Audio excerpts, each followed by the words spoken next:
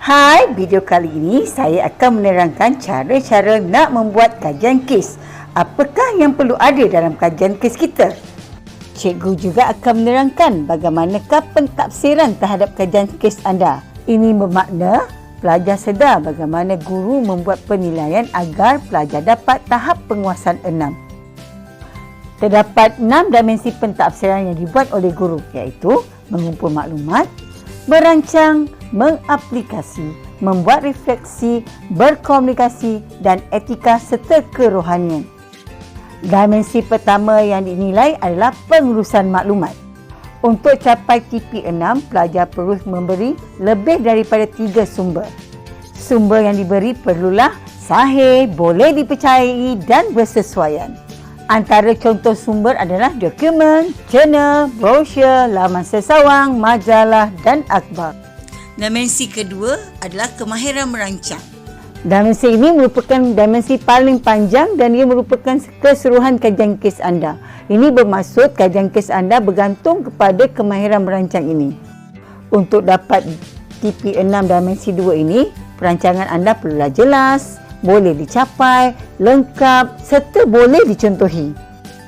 Perkara pertama dalam dimensi 2 adalah membina penyataan masalah.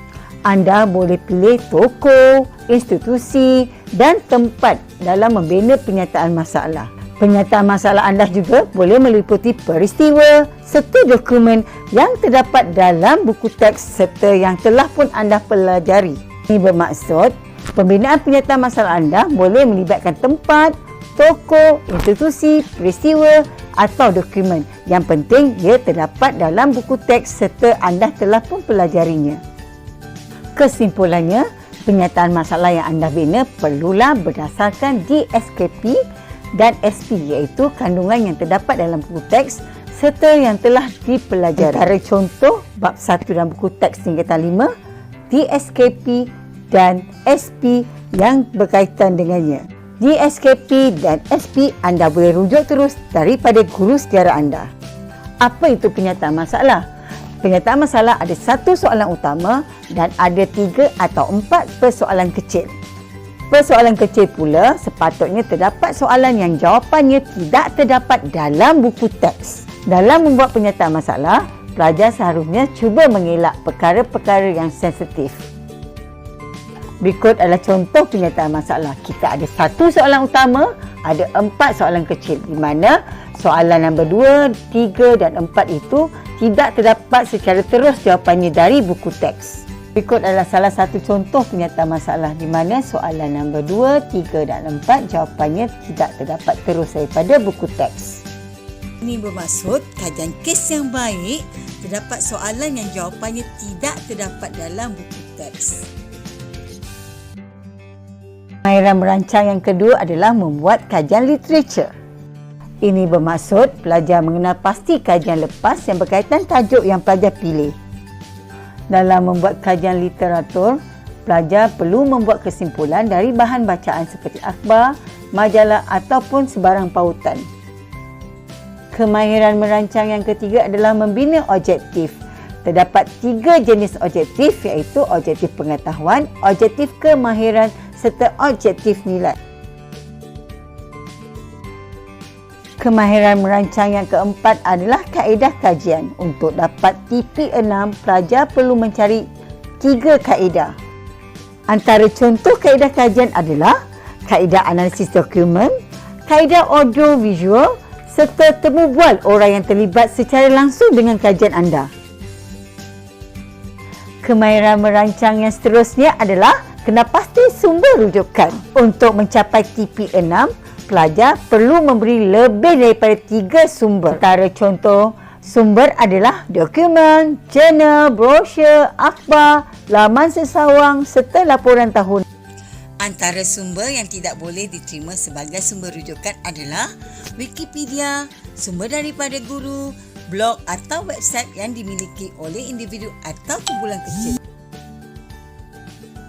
Kemahiran merancang seterusnya adalah analisa data.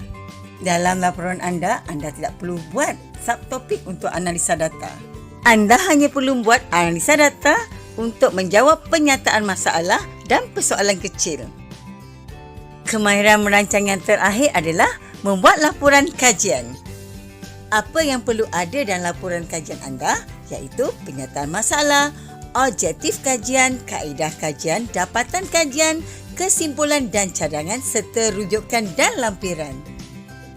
Laporan kajian anda juga boleh dibuat dalam berbagai bentuk seperti lukisan, pembentangan, video, folio, esei, PowerPoint, public speaking dan storyboard.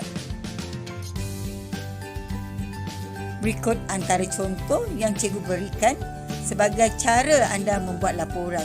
Tak kira apa pun bentuk laporan anda, yang pasti kandungan laporan anda perlu menepati syarat iaitu mempunyai penyataan masalah, objektif kajian, kaedah kajian, dapatan kajian, kesimpulan dan cadangan serta rujukan dan lampiran.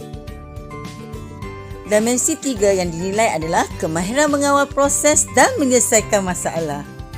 Untuk mencapai TP6 dalam dimensi 3, pelajar perlulah menghantar tugasan mengikut masa, mengikut prosedur lengkap, kreatif dan impak yang tinggi.